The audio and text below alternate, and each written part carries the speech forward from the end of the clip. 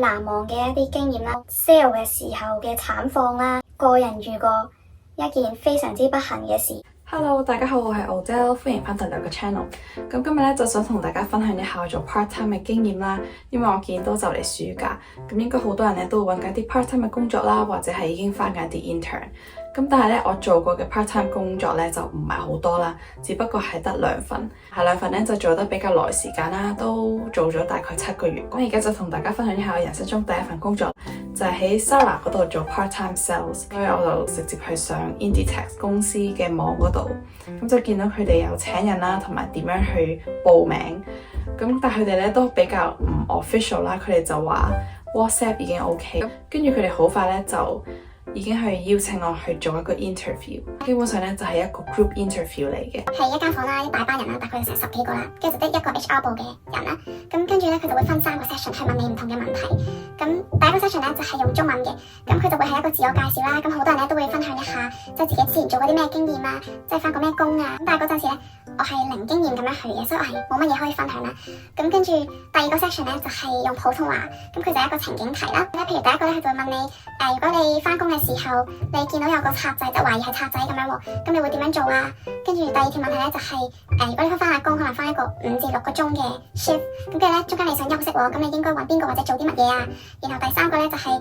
你做 fitting 嘅，跟住咧你見到有個男人係咁喺個女更衣室面前喺度行嚟行去喎，咁你會同個客人講啲乜嘢啊？3個 section 咧就係用英文嘅，咁佢就係會叫你 pair up 啦，跟住就形容一下隔離嗰個人佢今日着咗啲咩衫，咁佢可能都係想 test 下，首先 test 下你英文啦，跟住第二咧就係 test 下究竟你對服裝或者對時尚有冇啲觸覺啦。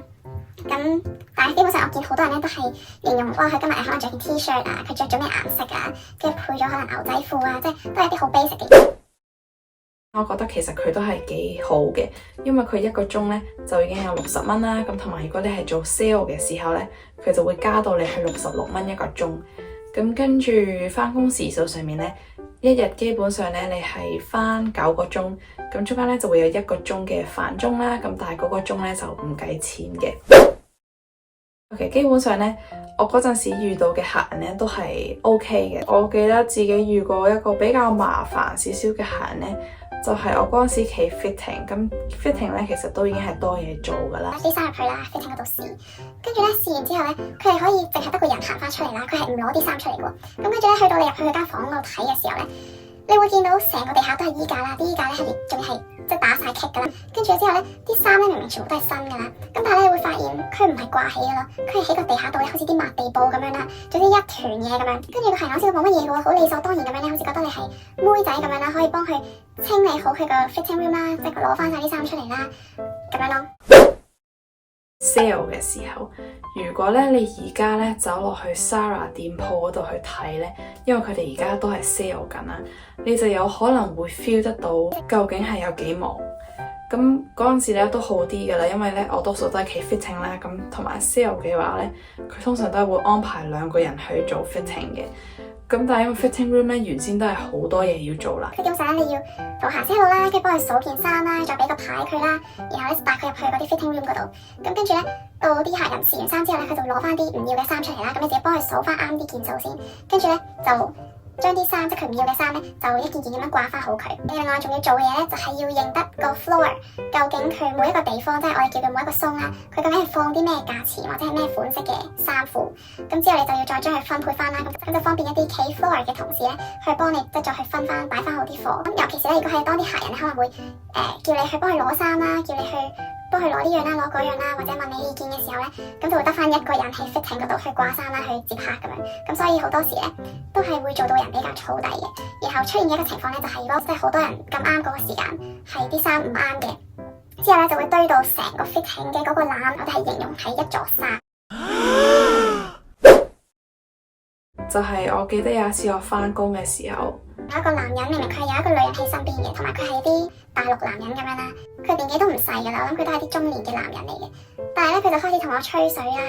咁跟住因為我哋嗰陣時 Zara 其實都比較重視 CS 啦，咁又唔可以即係對啲客人冇禮貌咁樣嘅，咁所以咧我都係好有禮貌咁樣去答翻佢啦。咁之後咧佢就開始得寸進尺啦，就開始去到個地步咧，佢就問我攞電話喎。跟住我梗係用一啲藉口去推佢噶啦，就話我冇電話喺手啊，我唔可以俾得你啊呢啲啦。但係佢係咁掠住我啦，係咁要攞我電話啦。跟住去呢個地步咧，我真係頂唔順啦，我即刻就去同咗我嘅同事啦，同埋跟住之後就話咗俾個經理聽。跟住好好地，你個經理就叫我唔好企喺個鬆啦，跟住就入去 fitting 回避下個男人先啦，然後就揾方法去趕走個男人啦。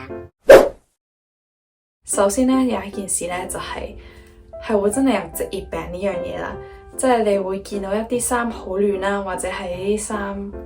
掛得唔靚嘅時候咧，你又好不自覺咁樣咧，你會走去掛翻靚佢啦。咁所以嗰排咧，我屋企嘅衣櫃咧係零零舍舍乾淨咗啦，同埋當我出去行街嘅時候咧，即使係行緊人哋嘅店鋪啦，我都會走去掛翻一啲可能跌咗落地下嘅衫啦，或者係即係台上面啲衫可能亂咗咧，我都會係主動去幫佢摺翻靚佢。跟住我去試衫嘅時候咧，都會盡量去即係掛翻好件衫先去俾翻人哋啦。有時咧係甚至乎會將件衫攞翻落去 floor 嗰度，即係幫佢哋飛埋貨。同埋有一樣嘢咧，就係你係完全冇諗過as一個 sales 係可以 train 得到啦。即係除咗講緊係你嘅溝通能力呢啲啦，就係你嘅記憶力啦。當你要每一日翻工咧，你都要記住嗰一件衫係放喺咩位置啦，配嗰一條褲啦，邊啲係要掛啦，邊啲係要鋪喺台面啦。衫嗰啲位置咧，係一個星期可能掉3-4次，咁你就要好清楚咁樣記得佢放咗喺邊一個位置嗰度啦。因為好多時啲客人咧就會入嚟啦，跟住可能 show 一張相俾你睇，跟住問你呢件衫喺邊啊咁樣，咁你就要去揾翻件衫俾個客人睇啦。咁之後咧，就想同大家分享下我嘅第二份工作啦。咁都係冇幾耐之前，基本上就係我大學1年班成年做嘅一份 part time 工作。因為我試過服裝啦，咁我就會想去試下做餐飲。咁但係咧，我都知道餐飲咧係非常之辛苦啦。咁所以我就諗緊，即係會唔會做 coffee shop 嗰啲就好啲呢？咁於是乎一講起 coffee shop 咧，好多人都會諗起可能 Pacific Coffee 啊、Starbucks 呢啲啦。咁所以我就直接就去報咗 Starbucks。Starbucks 咧，佢係報嘅方法咧，基本上就係你上去佢哋集團嘅網嗰度啦，跟住填翻份表，然後佢都係又係會 interview 你啦。咁但係 interview 咧，佢都係用一個 group interview 嘅形式。佢問嘅問題咧，好似都係問你即係知唔知道as一個 barista 你要做啲咩工作啊嗰啲啦。咁就睇下你究竟係對一份工作有幾咁認識。咁佢咧就比 seller 更加快請你同埋簽約嘅，因為基本上咧佢係一個 group 啦，跟住有個分區經理去 interview 你。咁個分區經理咧已經好快可以知道究竟你係適唔適合去做佢哋嘅呢份工作。佢好快咧就叫一啲佢覺得唔啱嘅人咧就走啦。咁跟住佢就已經開始問你一個星期返幾多日啊？可以或者你 expect 嘅人工係幾多啊？你會返邊一區方便啲啊？咁人工嚟講呢，其實佢係比我想象中低嘅，因為佢一個鐘呢就得48蚊嘅啫。咁跟住佢嘅返工時數呢，就係4個鐘啦，至到8個半鐘。食飯時間呢，就淨係得45分鐘嘅啫。咁但係另外呢，佢都會有一個15分鐘嘅 break 俾你嘅，即使係你返4個鐘又好，8個幾鐘又好。嗰陣時呢，其實都唔係返得好多，因為我係由暑假啦一路做到去差唔多最近嘅5月咁樣先停嘅。中間其實我都有時可能考試啊嗰啲時間呢就比較忙啲，咁所以我係試過可能都成個星期冇交更，但係都 OK 嘅。咁所以我會覺得即係返 Starbucks 或者可能返啲 coffee shop 咁樣呢比較好啲呢，就係佢彈性好多。咁其實好多時呢，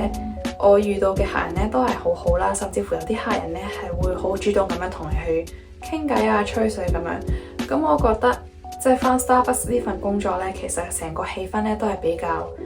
慢啲啦，即係舒服啲咁樣嘅。因為其實啲客人嚟到咧都係想要一個第三空間啦，咁所以都好少話真係會遇到啲客人係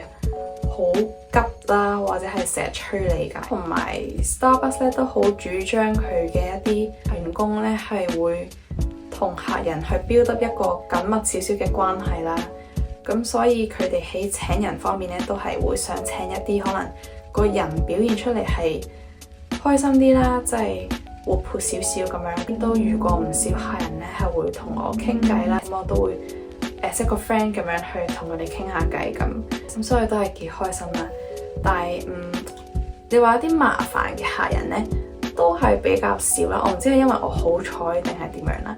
咁但係我遇過嘅一啲好得意嘅客人呢，就係佢入嚟一個 coffee shop 啦，但係佢會攞啲炸雞入嚟食咯。有一樣嘢好呢，就係佢會喺你返工之前呢，有一個 training 嘅，即係佢會大概交代下 Starbucks 嘅背景啦，佢哋主張啲乜嘢啦，佢哋有咩貨品啦，人嘅崗位啦，咁等你起碼有一個概念，知道返呢份工係做啲乜嘢。因為我真係返得太少啦，同埋我間店鋪呢，因為喺尖沙咀喺 Harbour City 嗰度，所以呢，每一日呢都比較忙啲。咁去到最尾呢，即使我係返咗7個月到啦，我都係未沖過嘢飲，即係我係從來冇企過去沖嘢飲嗰個位嗰度。咁我多數做嘅呢，就係喺門面嗰度啦，有啲咩疑問嗰啲呢，都係走嚟問我，執下台啊、抹下台啊、帶人入位啊，睇下啲客人有咩需要啊，呢啲咁樣嘅工作。當然就係會講下可能好多人都有興趣嘅員工福利啦。咁基本上呢，你係每返一個家，無論你係返4個鐘啦，或者8個幾鐘呢，都會有一杯免費嘅手沖飲品嘅。咁另外呢，就係如果你返8個半鐘嘅話呢，佢就會另外包埋有嘢食啦。咁個嘢食呢，就係 either 係一個 food item 啦，唔理你係幾貴幾多錢咧。咁另外一個 option 呢，就係你揀一個50蚊左右嘅 food combination，即係可能係啲蛋糕仔，可能你可以揀2個，即係過咗試用期呢。咁佢就會每隔一段時間呢，就會俾一啲豆券你啦，或者係免費換領飲品嘅券。咁呢啲券呢，就可以自己用啦，或者係送俾朋友啊，或者屋企人咁樣用。另外呢，其實身邊呢都有好多同學呢係幫人補習去揾錢嘅。咁但係我呢，就從來都冇幫人補過習啦，同埋自己都比較少係有補習嘅經驗。咁所以我驚自己係因為唔夠經驗而一直咧都冇去做呢一份咁樣嘅工作。咁但係聽人講咧，大學生咧如果做補習咧係比較好啲，因為一來時間上面係彈性好多啦，都係你同個學生或者係同個家長去溝通啦。二來就係論你賺翻嚟嘅錢嚟講，一個鐘其實已經可以賺，可能係講緊賺你翻呢啲咁樣嘅時裝啊，或者係飲食行業嘅工嘅2倍。所以其實我都諗緊好唔好自己開始去幫人補下習呢？咁但係我又唔知道可以點樣可以揾到啲學生啦。另外又驚自己可能唔係好夠 quality 咁樣。咁今日嘅分享呢，就嚟到呢一度啦。如果大家有啲咩問題或者有啲咩想知嘅話呢，可以喺下面嗰度 comment 啦，咁我就會盡快覆返大家。咁同埋呢，如果想睇一啲類似嘅影片嘅話呢，就記得要 subscribe 我個 channel。咁我哋下次再見啦，拜拜。